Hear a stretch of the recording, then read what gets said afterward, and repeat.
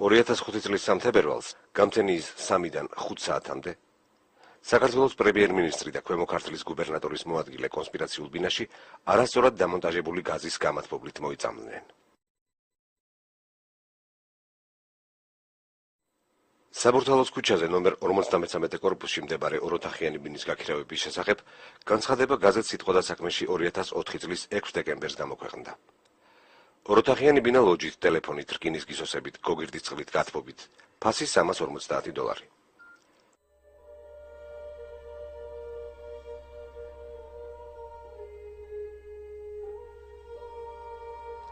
ბინის დამგირავებელი მოქალაქე ეკა კიკიანი იყო.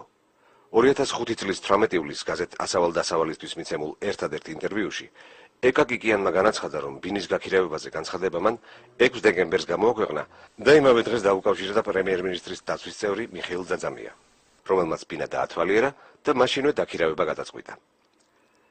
განცხადება იგივე ბინაზე გაზეთის მომდევნო ნომერში 8 დეკემბერს მისი გაქირავების შემდეგაც გამოქვეყნდა.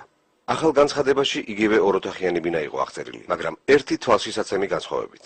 ამ განცხადების მიხედვით ბინაში ნიკალას გამათბობელი იყო დამონტაჟებული. ერთ-ერთი პირველი და ჯერჯერობით უკანასკნელი ინტერვიუ დაიბეჭდა ეკა კიკიანის ასავალ-დასავალში, სადაც იგი გვიყვებოდა, რომ 6 დეკემბრის 2004 წლის 6 დეკემბრის სიტყვა და საქმეში გამოაქვეყნა განცხადება ბინის გაქირავებასთან დაკავშირებით. და ძაძამიამ იმავე დღეს იქირავა მისგან ბინა, ისე რომ მეორე დღეს ფული მიუტანა და ეკა კიკიანი საცხოვრებლად გადავიდა მშობლებთან. მეორე განცხადება განსაკუთრებით მნიშვნელოვანი არის იმ თვალსაზრისით, რომ აქ იყო ნახსენები, რომ ბინაში იყო დამონტაჟებული ნიკალა, რომლის მსხვერპლიც მომავალში ოფიციალური ვერსიით გახდა პრემიერ-მინისტრი. თუმცა განცხადებიდან 2 თვის შემდეგ 3 თებერვალს პრემიერ-მინისტრის დაღუპვის დღეს კომპანია თბილგაზის სპეციალისტებმა განაცხადეს, რომ ნიკალას გამათბობლის გარშემო ბათქაში ჯერ კიდევ არ იყო შემშრალი. ეს კი იმას ნიშნავდა, რომ ნიკალას გამათბობელი კედელში ახალი ჩამონტაჟებული იყო. ეს არის ახალი დაყენებული, ახალი გამშრალიც არის ეს საკამლო. ალბათ ხელოსანი მოიყვანა და დააყენებინა და ძალიან ახალი 1-2 დღის დაყენებულია. მე არ მეეჭვება მაგის მონტაჟის მიხედვით, სულ ახალი დამონტაჟებულია, ცემენტი ჯერ კიდევ სველია. ჩვენი ინფორმაციით გამოძიების კვლევის საგანი არ ყოფილა თუ რატომ გაჩნდა გაზეთ სიტყვა და საქმის განმეორებით განცხადებაში ჩანაწერი ნიკალას გამათბობლის შესახებ და როდის განხორციელდა სინამდვილეში მისი მონტაჟი. არადასწორად ეს გამათბობელი აღმოჩნდა უბედური შემთხვევის მიზეზი. ასეთია ოფიციალური ვერსია.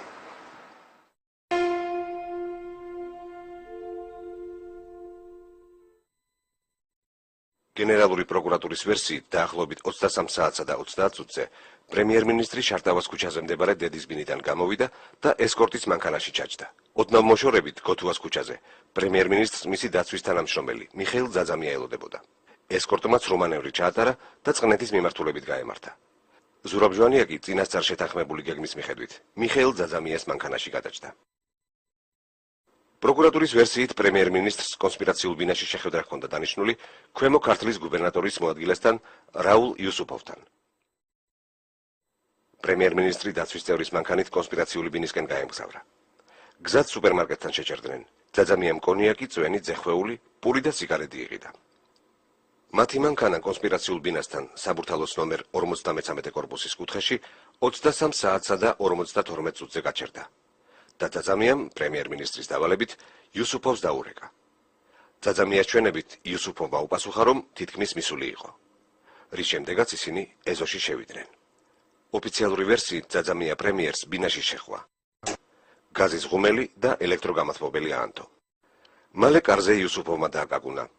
ძაძამიამ ბინის დატოვება დააპირა და პრემიერ-მინისტრს უთხრა, რომ გარეთ მანქანაში დაელოდებოდა. პრემიერ-მინისტრმა კი კატეგორიულად მოსთხოვა წასულიყო და 3 საათისთვის თვითონ დაურეკავდა. პროკურატურის ვერსიით მიხეილ ძაძამიამ სახლიდან წასვლის შემდეგ კიდევ ერთხელ დაურეკა იუსუფოვს და სთხოვა 15 წუთით ადრე შეეტყობინებინათ წასვლის შესახებ. ამის შემდეგ ძაძამია ჯერ რესტორან მოსკოვში, შემდეგ კი საბილიარდოში წავიდა მეგობრებთან ერთად.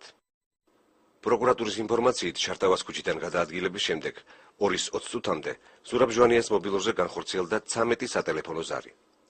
ყველა აბონენტი დაიკითხა და მათი ჩვენებებით საუბრის დროს პრემიერს საეჭვო არაფერი ეტყობოდა. ძაძამია შემთხვევის ადგილზე დაახლოებით 2 საათზე დაბრუნდა და დაინახა, რომ ოთახში ჩართული იყო ტელევიზორი. მას ტელეფონის აკუმულატორი უჯდებოდა, რომელიც ჯერ იქვე მდებარე ავტოსადგომზე დამუხტა, შემდეგ კი ისევ აკუმულატორის დასამუხტად სახლში, ვაჟა-ფშაველაძე წავიდა. უკან მობრუნების შემდეგ კი პრემიერ-მინისტრთან რამდენჯერმე დარეკა. იგი არ პასუხობდა. დაახლოებით 3:30-ზე თბილგაზის საავარიო სამსახურში საბურთალოს ქუჩის 63-დან შევიდა შეტყობინება გაზის მომატების შესახებ. შემთხვევის ადგილზე გასულმა ჯგუფმა აღმოაჩინა, რომ გაზის რეგულატორის რკინის კარადის საკეტი გატეხილი იყო. მე რომ შევხედე, რომ გატეხილი იყო ურდული, ის კლიტე გავხსენე თვითონ ამისი კარები. მობინადრეების თქმით, გაზის მომატება დაახლოებით 2 საათზე დაიწყო და 3 საათზე საავარიო სამსახურმა გაზი გადაკეტა. დაცვის წევრის ჩვენებით პრემიერ-მინისტრი არ პასუხობდა და მას ეგონა, რომ ჟვანიას არ უნდა დაეპასუხა. ამის გამო იგი კორპუსის მიმდებარე ტერიტორიაზე პატრულირებდა. უკანასკნელად ძაძამიან პრემიერ-მინისტრს 3 საათსა და 20 წუთზე დაურეკა. კარს უკან ზარის ხმა გაისმა, მაგრამ არავინ პასუხობდა. მას შეეშინდა შექმნილი ვითარების და ეზოს მხრიდან ფანჯარა ჩაამსხვრია, საიდანაც დაინახა სავარძელში უგონოდ მყოფი პრემიერ-მინისტრი, რომელიც ხმაურზე არ რეაგირებდა. 3 საათსა და 34 წუთზე ძაძამიამ დაურეკა დაცვის უფროსს კობა ხარშილაძეს, რომელიც შემთხვევის ადგილზე 4 საათზე მივიდა. იგი ოთახში გამონგრეული გისოსიდან შეძრა. ჟვანია და იუსუფოვი უკვე გარდაცვლილები იყვნენ. დილის 8 საათზე შინაგან საქმეთა მინისტრმა გააკეთა განცხადება პრემიერ-მინისტრის და გუბერნატორის მოადგილის დაღუპვის შესახებ. მინდა გითხრათ, რომ მოხდა დღეს ხალხი მოხდა უდიდესი ტრაგედია. დაღუპულია საქართველოს პრემიერ-მინისტრი ბატონი ზურაბ ჟვანია. სასამართლო სამედიცინო ექსპერტიზის დასკვნით პრემიერ-მინისტრი და გუბერნატორის მოადგილე ნახშირბადის მონოქსიდით მოიწამლნენ. ადგილი შეიძლება კონდეს CO2 მოწამლას. დეტალური კვლევისთვის თბილისში ჩამოვიდნენ გამოძიების ფედერალური ბიუროს ლაბორატორიის ექსპერტები. 2 თვის შემდეგ კი 2005 წლის 1 აპრილს გამოძიების ფედერალური ბიუროს წარმომადგენელმა გამოაქვეყნა კვლევის შედეგები, რომლის მიხედვითაც ქართველი სამართალდამცველების წინასწარი დასკვნები დადასტურდა. ამ დასკვნის მიუხედავად და იმის მიუხედავადაც, რომ ქართველ სამართალდამცველებს ინციდენტიდან მხოლოდ 2 საათი დასჭირდათ მოვლენის შესაფასებლად, 2 წლის შემდეგაც პრემიერ-მინისტრის საქმე შეწყვეტილი არ არის. პრემიერ-მინისტრის დაღუპვის ამ ოფიციალურ ვერსიას კი ადამიანების დიდი ნაწილი სკეპტიკურად აფასებს. მე მაგალითად შემთხვევით რომ მოხდა ეგ ამბავი ამჯერებს. ორი აზრი არსებობს, კარგადანო. როგორ შეფასებას? როგორ და მოკლულია რა, ეხლა მაგას ვინ დაიჯერებს, რომ ეგ არის გაზით გაგუტული. ვფიქრობ, რომ სააკაშვილმა ხალხმა მოკლა ზურაბ ჟვანია. კონკურენტი მოიშორეს. ერთადერთი ზოგიერთებზე ძალიან ჭკვიანი პიროვნება იყო და მოიცილეს ის. ძალონები იძახიან, რომ იყო გაჟონვა გაზის, მაგრამ ხალხს მაინც არ ჯერა. ესე იგი რაღაც მაინც ეჭვები არის და ეს ეჭვები არ უნდა არსებობდეს საზოგადოებაში. პრემიერ-მინისტრის დაღუპვის შემდეგ საქართველოს პარლამენტმა გააუქმა სისხლისამართლის წარმოების საპროცესო ვადები და დღეს ინციდენტიდან 2 წლის შემდეგ ეს საქმე ოფიციალურად შეწყვეტილი არ არის. ამ საკანონმდებლო ცვლილებით პრემიერ-მინისტრის საქმის მასალები ოფიციალურად ხელმიუწვდომელი გახდა, თუმცა ჩვენ მოვიპოვეთ ამ საქმის გარკვეული ნაწილი.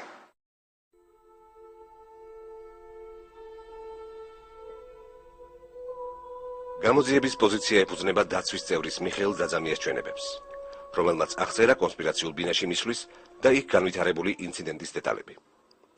საქმეში არსებული ჩვენების მიხედვით, შარტავას ქუჩაზე მდებარე დედის ბინიდან გამოსვლის შემდეგ, დაახლოებით 12-ის ნახევარზე მათ საბურთალოს ქუჩაზე სუპერმარკეტში შეიარეს, სადაც ზეხვეული და სასმელი იყიდეს. თუმცა ჩვენ ხელთ გვაქვს მიხეილ ძაძამიას სხვა ჩვენება, რომლის მიხედვითაც მან სურსათის საბურთალოს ქუჩაზე კი არა, სააკაძის მოედანზე მდებარე სუპერმარკეტში შეიძინა. პრემიერ-მინისტრის ძმამ გიორგი ჟვანიამ გვიამბო, რომ გენერალური პროკურატურის საგამოძიებო ნაწილის უფროსი გიორგი ლაცაბიძე თვითონ მოუღვა მას ძაძამიას ჩვენების შესახებ. მივედი გენერალური პროკურორის მოადგილესთან გიორგი ლაცაბიძესთან, რომელმაც დამეწყო მოუღლა ამ ოფიციალური ვერსიის. მან თქვა ეგეთი რაღაცა, რომ ძაძამიამ შეაჩერა მანქანა სააკაძის მოედანზე, გადავიდა შევიდა სუპერმარკეტში და შეიძინა პროდუქტები, ძეხვი, ბოჯომი წვენი და სხვადასხვა რაღაცები.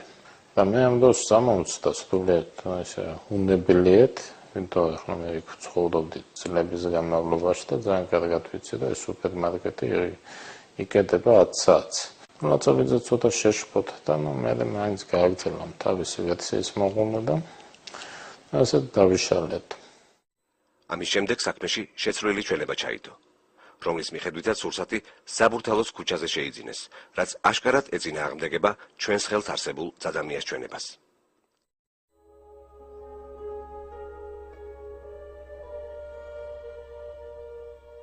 გამოძიების ვერსიით, მას შემდეგ, რაც პრემიერ-მინისტრი კონსპირაციული ბინისკენ გაეშურა, ძაძამიამ იუსუფოვს ორჯერ დაურეკა. პირველად 11 საათსა და 52 წუთზე, როცა ნომერ 53 კორპუსთან მივიდნენ და მეორედ 11 საათსა და 59 წუთზე, დიდუბიდან, როცა იუსუფოვი გააფრთხილა შეხვედრის დამთავრებამდე 15 წუთით ადრე დამირეკეო. დაცვის წევრმა მიხეილ ძაძამიამ იუსუფოვთან გაკეთებული ეს სატელეფონო ზარები განსხვავებულად აღწერა პრემიერ-მინისტრის ძმასთან საუბრის დროს. მივედით სუპერმარკეტთან რომ გავჩერდით. მაშინ მითხრა რომ გადაურეკე იუსუფოვს. დაურეკე კი მე იმიტომ რომ სუპერმარკეტში შეხვედით. ხო, მეორედ ძაძამიას თქმით, მან მაშინ დარეკა, როცა ნომერ 53 კორპუსის კუთხეში გაჩერდნენ. კუთხეში რომ გავჩერდი, მითხრა რომ გადაურეკე. პროკურატურის ვერსია აშკარა წინააღმდეგობაშია ძაძამიას ჩვენებასთან. ძაძამია ამბობდა, რომ დარეკა სუპერმარკეტიდან და ბინის კუთხიდან. პროკურატურა კი ირწმუნება, რომ დაირეკა ბინის კუთხიდან და დიდუბიდან. უფრო მეტიც, ჩვენ ჩავატარეთ ექსპერიმენტი. თუ რამდენად იყო შესაძლებელი, ძაძამიას პირველი ზარის შემდეგ 7 წუთში დიდუბიდან დაერეკა, რაც პროკურატურამ შესაძლებლად მიიჩნია. ანუ პროკურატურის ვერსიით იუსუფოვთან 15 წამიანი საუბრის შემდეგ ძაძამიამ მანქანა ქუჩიდან სადარბაზომდე მიიყვანა. რის შემდეგაც ჟვანია და ძაძამია ბინაში შევიდნენ. ძაძამიას აღწერით მან აანთო სინათლეები, დააწყო სურსათი და ჩართო გამათბობლები. რის შემდეგაც იუსუფოვი ბინაში შევიდა და ჟვანიამ ძაძამიას ბინის დატოვება მოსთხოვა. ამის შემდეგ ძაძამია ჩაჯდა მანქანაში, მაშინ როცა საბურთალოს ქუჩა საკმაოდ დაზიანებული იყო და დიდუბისკენ გაემგზავრა. ამ მონაცემებით აშკარაა, ძაძამია 7 წუთში ჩვენებებში აღწერილ მოქმედებებს ვერ განახორციელებდა.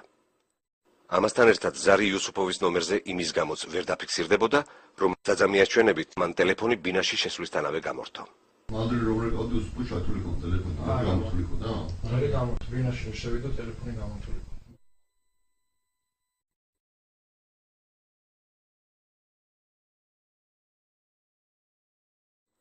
პროკურატურის მტკიცებით ჟვანიამ და იუსუფოვმა შეხვედრის შემდეგ ივახშმეს, ძეხვეული და კონიაკი მიირთვეს. უფრო მეტიც, საექსპერტო დასკვნაში წერია, რომ ჟვანიას გვამის გაკვეთის დროს კუჭი შეიცავდა ნახევრად მონელებულ საჭმლის მასას. საექსპერტო ჩანაწერის მიხედვით, ძირითადად გაირჩეოდა მოხარშული ძეხვის ნაწილები. ზურაბ ჟვანიას დედა ქალბატონი რემა ამბობს, რომ პრემიერ-მინისტრმა სახლში ყოფნის დროს თქვა, რომ დიეტაზე იყო და არაფერი უჭამია. შევთავაზე რომ გამოვიდა ჩემთან, შევთავაზე ჩაი ლიმნით, მაგრამ კატეგორიული უარი მითხრა. მე უკვე 3 დღე დიეტაზე ვარ და 7-ის მერე არაფერს არ ვხებულობ. აქედან გამომდინარე ერთი მხრივ გაუგებარია, როგორ აღმოჩნდა ჟვანიას კუჭში მოხარშული ძეხვის ნაწილები და მეორე მხრივ როგორ შეიძლებოდა, რომ კუჭის შიგთავსში ვინმეს ძეხვის ნაჭრები გაერჩია. იმის დასადგენად, თუ რამდენად შესაძლებელი იქნებოდა კუჭში მოხარშული ძეხვის გარჩევა, მცირე ექსპერიმენტი ჩავატარეთ, რისთვისაც ერთ-ერთი სასურსათო მაღაზიიდან 7 სახეობის ძეხვეული შევარჩიეთ. ესენია: მოხარშული ძეხვი, ლორი, შაშხის ძეხვი, პაშტეტი, რძიანი სოსისი, ეგრეთ წოდებული ივერია სოსისი და სარდელი. ძეხვეული რომ კუჭის შიგთავსისთვის მიგვემსგავსებინა, დავკერპეთ და ერთმანეთის გვერდით მოვათავსეთ. დაკერპვის შემდეგ მივიღეთ 7 ერთმანეთის მსგავსი პროდუქტი, საიდანაც მოხარშული ძეხვის გამორჩევა ფაქტობრივად შეუძლებელია. აქედან გამომდინარე, საექსპერტო დასკვნაში მოხარშული ძეხვი მხოლოდ სუფრის აღწერილობის მიხედვით ჩაიწერა, რასაც ზურაბ ჟვანიას და რაულ იუსუფოვის შემთხვევის ადგილზე ყოფნის კვალი უნდა დაედასტურებინა. უფრო მეტიც, ჩვენ შევისწავლეთ ნახშირბადის მონოქსიდით გარდაცვლილ პირთა საექსპერტო მონაცემები და აღმოჩნდა, რომ არც ერთ შემთხვევაში ექსპერტები კუჭის შიგთავს არ აღწერდნენ. ამის ერთ-ერთი მთავარი მიზეზი კი ისაა, რომ ნახშირბადის მონოქსიდით მოწამვლის დროს ადამიანი ჯერ კარგავს გრძნობას და ლეტალური შედეგი დაახლოებით საათნახევრის 2 საათის შემდეგ დგება. დროის ამ პერიოდში კი კუჭი ასწრებს საკვების გადამუშავებას. ამას ადასტურებს ექსპერტიზის ეროვნული ბიუროდან მოპოვებული დოკუმენტებიც, რომელთა მიხედვითაც ნახშირბადის მონოქსიდით გარდაცვლილი ადამიანების კუჭში მოუნელებელი პროდუქტები არ გვხვდება. განსხვავებულია მხოლოდ ზურაბ ჟვანიას და რაულ იოსუფოვის მონაცემები, სადაც ნახევრად მონელელებულმა პროდუქტებმა რაულ იოსუფოვის შემთხვევაში 500-600 მილილიტრი, ხოლო პრემიერ-მინისტრის შემთხვევაში 700-800 მილილიტრი შეადგინა.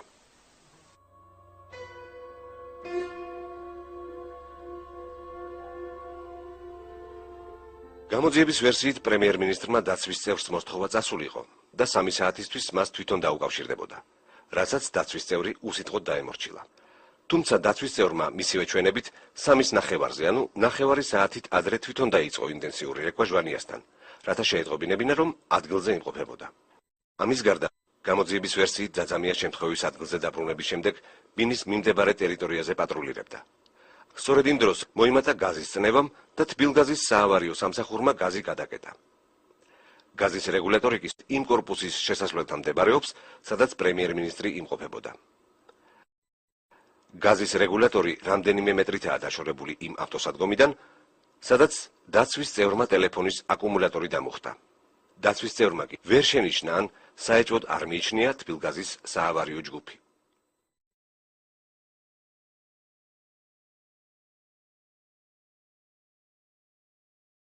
ძაძამია ირწმუნება, რომ უპასუხო ზარების შემდეგ დაახლოებით 3 საათზე იგი ბინის კართან მივიდა და იქიდან დარეკა.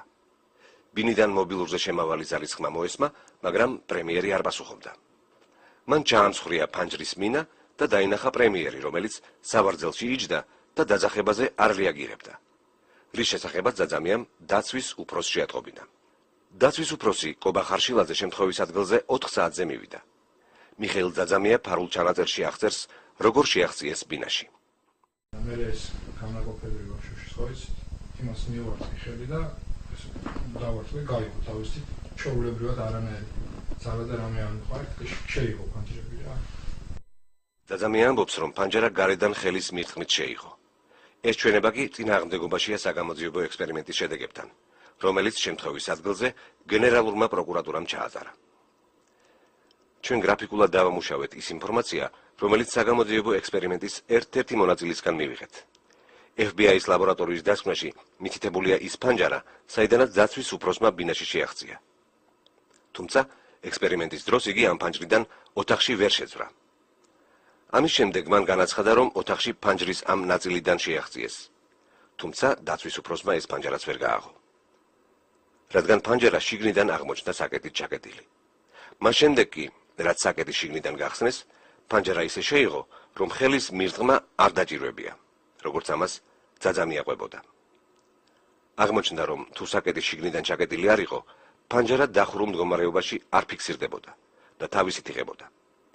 შესაბამისად, თუ შიდა საკეტი ჩაკეტილი იქნებოდა, მისი გატეხვის გარეშე დაცვის წევრი ბინაში ვერ შეაღწევდა. ხოლო ღია საკეტის შემთხვევაში ოთახში ნახშირბადის მონოქსიდი ვერ დაგროვდებოდა. ძაძამია ამბობს, რომ ბინაში გაზის სუნი იდგა და შიშინი ისმოდა, რის გამოც ხარშილაძემ უთხრა მას, რომ გამათბობელი გამოერთო. დავინახე გაზი ენტო თუ არა, ვერ ვიცი მაგას რა. ხო, ხმა ქონდა და კობა მითხრა გამორთი ამის დედა მომთხანო და გადავკეთე.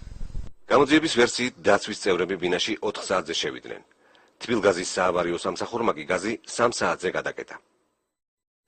ანუ ძაძამია და ხარშილაძე ბინაში ვერც გაზის სუნს იგრძნობდნენ და ვერც შიშინის ხმას გაიგებდნენ.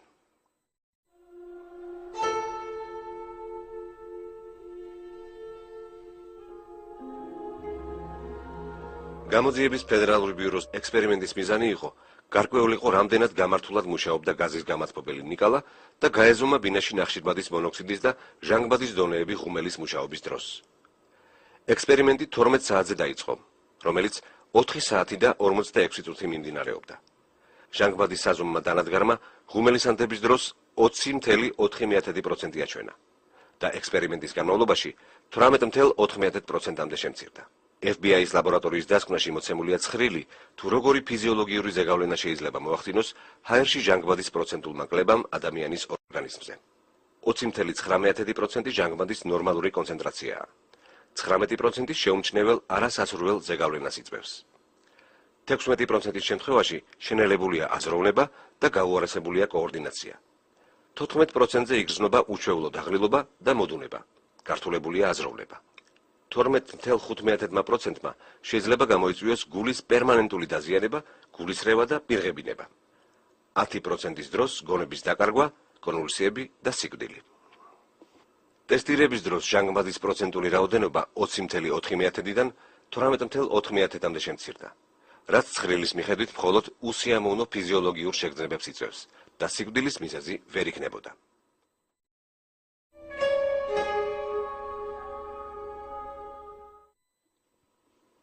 ნახშირბადის მონოქსიდი უფერო, უსუნო გაზია. იგი არასრული წვის პროდუქტია. CO-ს უჯრედულ დონეზე უნარი აქვს ბევრად უფრო ადვილად მიუერთდეს ადამიანის სისხლში ჰემოგლობინს, ვიდრე ჟანგბადი.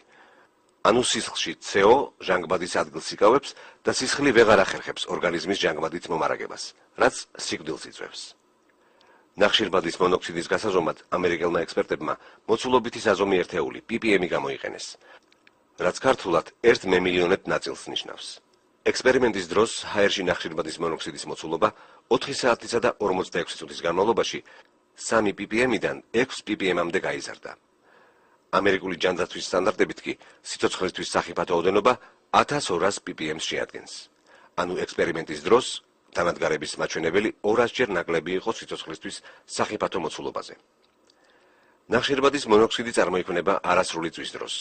FBI-ის დასკვნის მიხედვით კი ექსპერტებმა ნიკალას გამათბობელზე ვერ აღმოაჩინეს ნახშირბადის ანუ მურის კვალი, რაც დაადასტურებდა არასრულ წვას გამათბობლის მუშაობისას. უფრო მეტიც, ჩვენ მოვიპოვეთ ნახშირბადის მონოქსიდით დაღუპული ერთ-ერთი მსხვერპლის ბინიდან ამოღებული გაზის გამათბობლის ექსპერტიზის მასალები. ამ მასალების მიხედვით გამათბობლის მოწყობილობებში მურის შრეები აღმოჩნდა, რაც ექსპერტის დასკვნით არასრულ წვას და ნახშირბადის მონოქსიდის წარმოქმნას მოწმობდა. აქედან გამომდინარე, სრულიად აუხსნელია, როგორ გამოყოფდა საბურთალოს 53-ში გაზის გამათბობელი ნახშირბადის მონოქსიდს, თუ ფედერალური ბიუროს ექსპერტებმა მასზე მურის კვალი ვერ აღმოაჩინეს.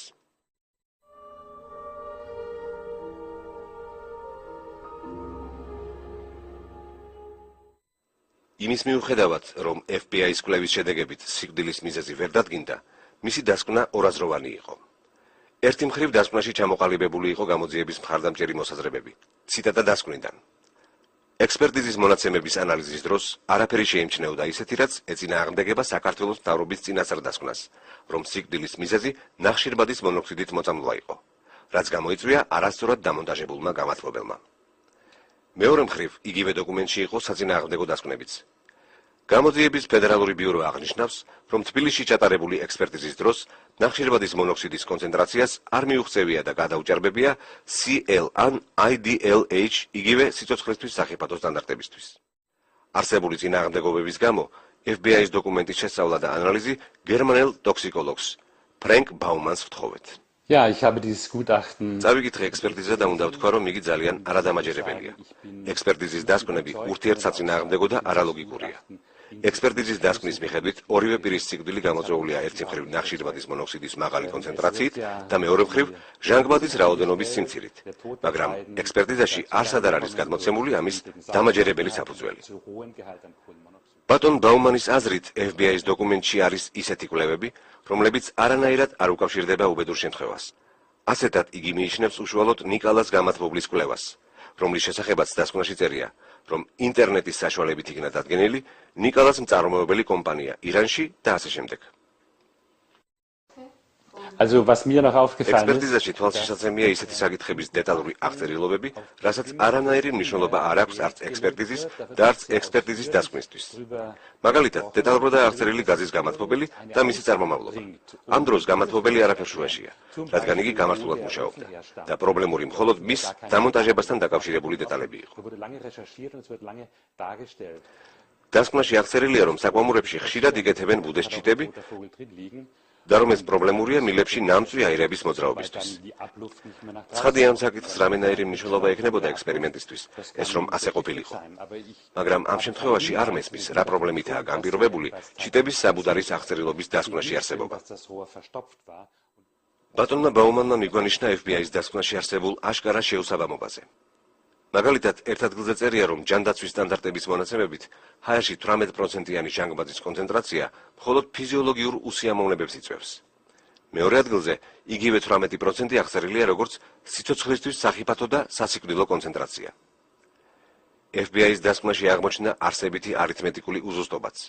შემთხვევის ადგილზე ჰაერის ხარისხის გაზომვის დროს ჟანგბადის მოცულობა 20.4%-დან 18.4%-მდე შემცირდა. დასკვნაში წერია, რომ ეს იყო 20%-იანი შემცირება.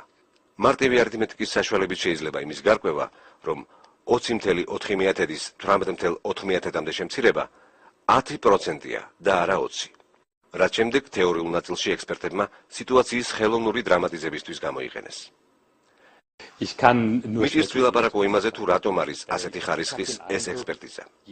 საქმეში ჩაუხედავ და განათლებულ ნებისმიერ ადამიანს შეუძლია დაინახოს ექსპერტიზაში არსებული წინააღმდეგობები. შეიძლება გაგიჩნდეს აზრი, რომ ეს არის არაპროფესიულად გაკეთებული ექსპერტიზა. ან კიდევ ეს ყველაფერი უბრალოდ რაღაც გარკვეული ჩანაფიქრითაა გაკეთებული, რომ ეს წინააღმდეგობები თვალშისაცემი იყოს. ამას სხვა ახსნას ვერ მოუძებნი. და ბოლოს ფრენკ ბაუმანს მიაჩნია, რომ დასკვნაში სიკვდილის მიზეზი არ ჩანს. ჩემთვის აბსოლუტურად დამაჯერებლობას მოკლებულია და ექსპერიმენტის ყველა შედეგიც იმაზე მიუთითებს, რომ FBI-ის დასკვნის აღწერილობებს ადამიანის სასიკვდილო შედეგამდე არანაირი ლოგიკით არ მივყავართ.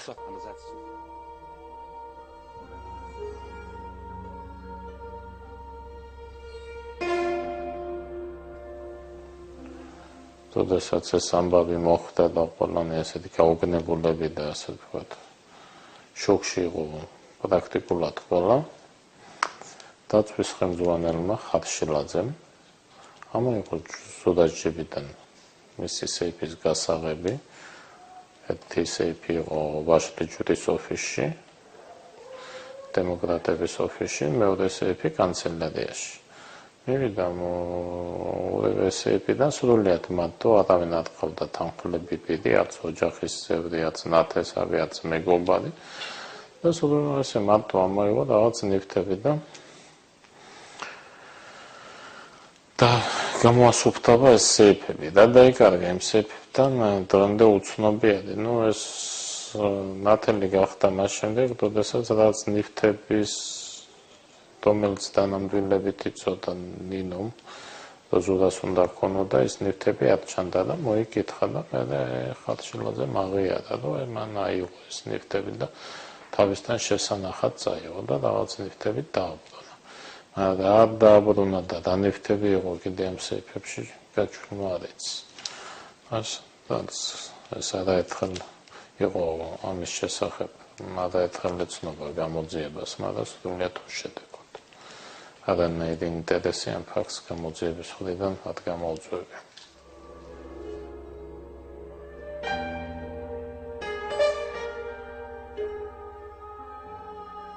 ექსპერტიზის ეროვნული ბიუროს ბიოჰემატოლოგიური განყოფილების ხელმძღვანელმა მარინა ალავიძემ ექსპერტიზის დაწყებისთანავე გამოაქვეყნა პირველი ცნობები გარდაცვალების მიზეზების შესახებ. ზურაბ ჟანიას გვამიდან აღებულ სიცხში მოხდა გამოკვლევა კარბოქსიგემოგლობინზე. პირველადი გამოკვლევით აღმოჩნდა კარბოქსიგემოგლობინი სიცხში, რაოდენობა ზუსტად, ესე იგი, ხვალ 3 საათისთვის ხვალ 3 საათისთვის იქნება დადასტურებული ზუსტად.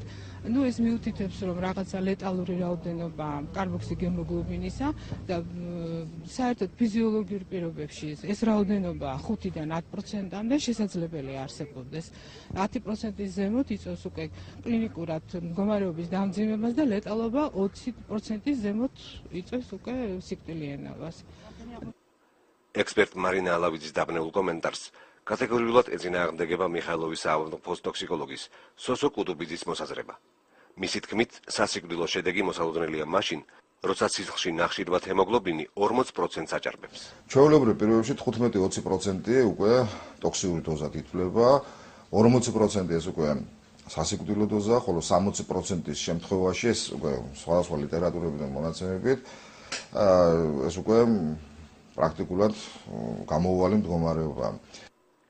ბატონი კუტუბიძის ინფორმაციას შეესატყვისება სხვადასხვა სამეცნიერო მონაცემებიც. ჩვენ შევისწავლეთ სწორედ მარინა ალავიძის განყოფილების მიერ მომზადებული 2001-2005 წლების სტატისტიკა, თუ როგორი იყო ნახშირბადის მონოქსიდით გარდაცვლილი ადამიანების სისხლში ნახშირბად ჰემოგლობინის გაჯერების დონე. ამ სტატისტიკის მიხედვით 3-5%-იანი ცდომილების გათვალისწინებით ნახშირბად ჰემოგლობინის სასიკვდილო დონე 40-65% შორის მერყეობდა. მარინა ალავიძე სასამართლო სამედიცინო ექსპერტიზის ბიოჰემატოლოგიურ განყოფილებას ხელმძღვანელობდა და ეს ინფორმაცია შეუძლებელია მისთვისაც არ ყოფილიყო ცნობილი, მაგრამ შინაგან საქმეთა სამინისტროს წარმომადგენლების და ექსპერტიზის ბიუროს უფროსის ლევან სამხარაულის ზედამხედველობით გაკეთებული კომენტარები არაადეკვატური და არაზუსტი იყო. მომწამლელი ნივთიერებების შესახებ სპეციალურ ლიტერატურაში არის მონაცემები ქიმიური ნივთიერება რკინის პენტაკარბონილის შესახებ, რომელიც ორგანიზმში შეიძლება მოხვდეს როგორც სასუნთქი და საყლაპავი გზებით, ასევე ინექციის საშუალებით და მას ისეთივე ფიზიოლოგიური ეფექტი აქვს, როგორც ნახშირბადის მონოქსიდით, ანუ CO2 მოწამვლის დროს. შესაბამისი ლიტერატურის მიხედვით, რკინის პენტაკარბონილით მოწამვლის ერთადერთი განმასხვავებელი სიმპტომი ისაა, რომ სისხლში კონცენტრირდება ნახშირბად ჰემოგლობინის უჩვეულოდ დიდი რაოდენობა. გამოძიების ფედერალური ბიუროს ლაბორატორიის გამოკვლევებით კი ჟვანიას და იუსუფოვის სისხლში სწორედ ნახშირბად ჰემოგლობინის უჩვეულოდ მაღალი დონე 72 და 74% იქნა აღმოჩენილი, რაც განსაკუთრებულ მნიშვნელობას ანიჭებს ჟვანიას ტუჩზე სისხლნაშხენს და მონათხრობს იუსუფოვის სხეულზე ნანემსრების შესახებ.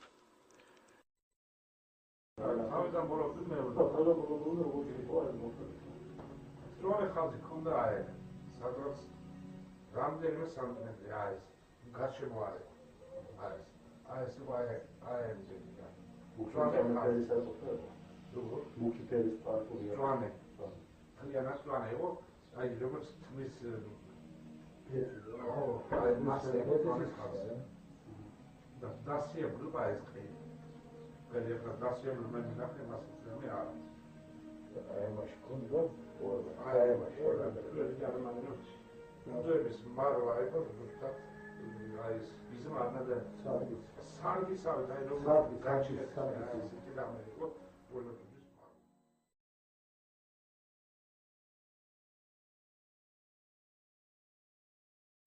ექსპერტიზის ეროვნული ბიუროს მასალებზე ჩვენ შევისწავლეთ თუ როგორი იყო ნახშირბადის მონოქსიდით გარდაცვლილი ადამიანების სისხლში ნახშირბად ჰემოგლობინის გაჯერების დონე ჟვანიას და იუსუფოვის გარდაცვალების შემდეგ. აღმოჩნდა, რომ თუ 2001-2005 წლებში ნახშირბად ჰემოგლობინის დონე ცდომილების გათვალისწინებით მერყეობდა 40-დან 65%-მდე, ჟვანიას და იუსუფოვის გარდაცვალების და მათი საექსპერტო მონაცემების გამოქვეყნების შემდეგ სტატისტიკა გამოუღნებლად შეიცვალა და ნახშირბად ჰემოგლობინის დონე 72%-ს აღემატებოდა.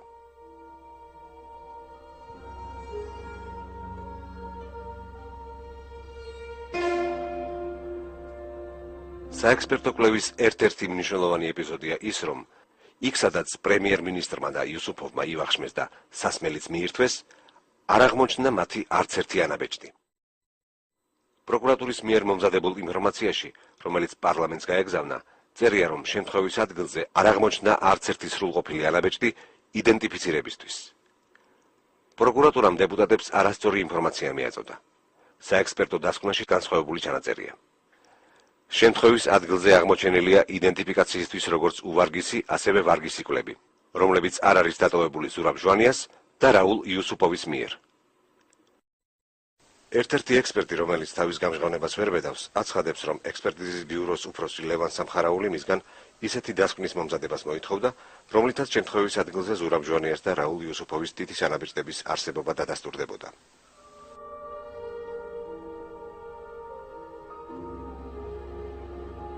რატომ არის პრემიერ-მინისტრის დაღუპვის საქმეში ამდენი თეთრი ლაქა?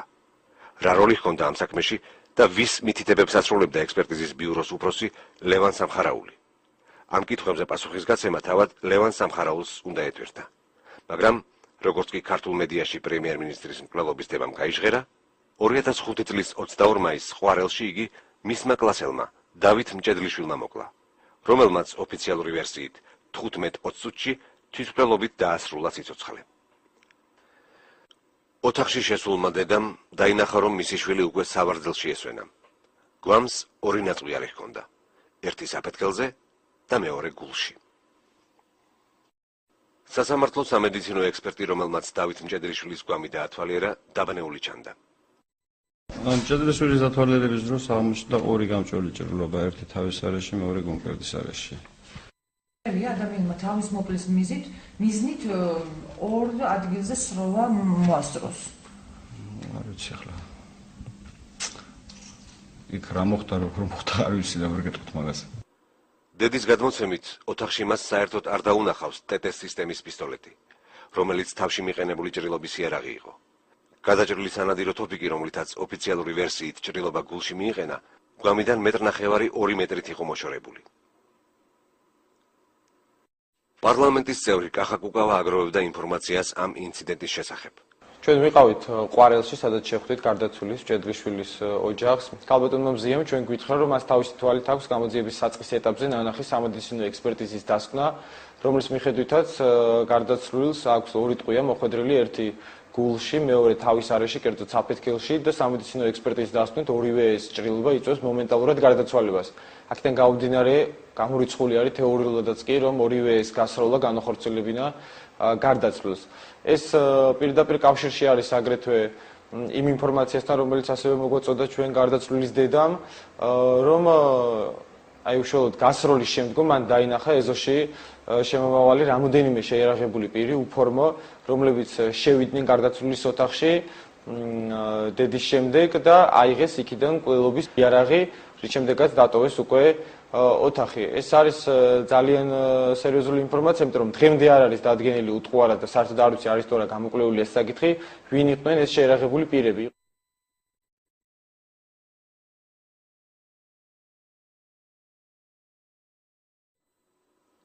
შემთხვევის ადგილიდან ამოღებულ კონიაკის ბოთლში, რომელიც გამოძიების ვერსიით დაცვის წევრმა ძაძამია მიყიდა, 260 მილილიტრი კონიაკი იყო დარჩენილი. ანუ ჟვანიამ და იუსუფოვმა 240 მილილიტრი კონიაკი მიირთვეს. ექსპერტიზის დასკვნის მიხედვით, იუსუფოვის სისხლში ალკოჰოლის კვალი არ აღმოჩნდა. ჟვანიას სისხლში კი ეთილის სპირტი მხოლოდ 0.2%-ის ოდენობით იყო. გელა ლეჟავას რედაქტირებულ სამედიცინო სახელმძღვანელოს მიხედვით, თუ სისხლში ალკოჰოლის შემცველობა 0.3%-ს არ აღემატება, ეს ორგანიზმში ალკოჰოლის ზემოქმედების არარსებობაზე მიუთითებს. აქედან გამომდინარე, არც რაულ იუსუფოვის და არც ზურაბ ჟვანიას სისხლში შემთხვევის ადგილიდან ამოღებული კონიაკის კვალი არ აღმოჩნდა.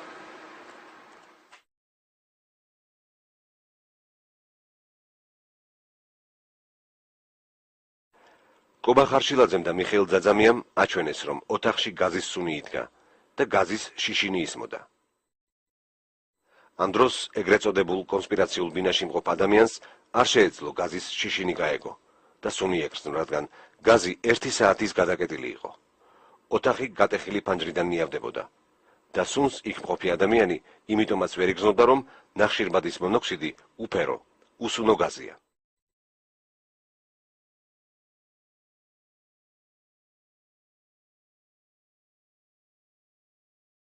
შესაბამისი ოქმის მიხედვით, შემთხვევის ადგილიდან გამოძიებამ ვერ ამოიღო რაულ იუსუფოვის ფეხსაცმელი.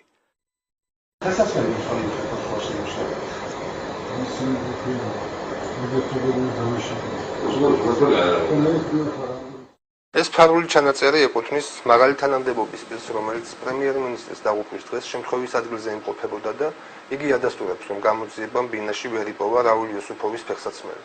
რაც ამყარებს მოსაზრებას იმის შესახებ, რომ პრემიერ-მინისტრის და გუბერნატორის მოადგილის საქმე ფალსიფიცირებულია. დაცვის წევრებისადმი კი, რომლებმაც გამოძიებას აშკარად არათანმიმდევრული და წინააღმდეგობრივი ჩვენებები მისცეს, უფრო მეტიც, მას შემდეგ რაც დაცვის უფროსმა გაძარცვა პრემიერ-მინისტრის ორი სეიფი, მის წინააღმდეგ სისხლის სამართლებრივი დევნა არ განხორციელებულა. პირიქით, კობა ხარშილაძე დააწინაურეს და იგი თბილისის ძველი უბნის გამგებლის მოადგილედ დაინიშნა.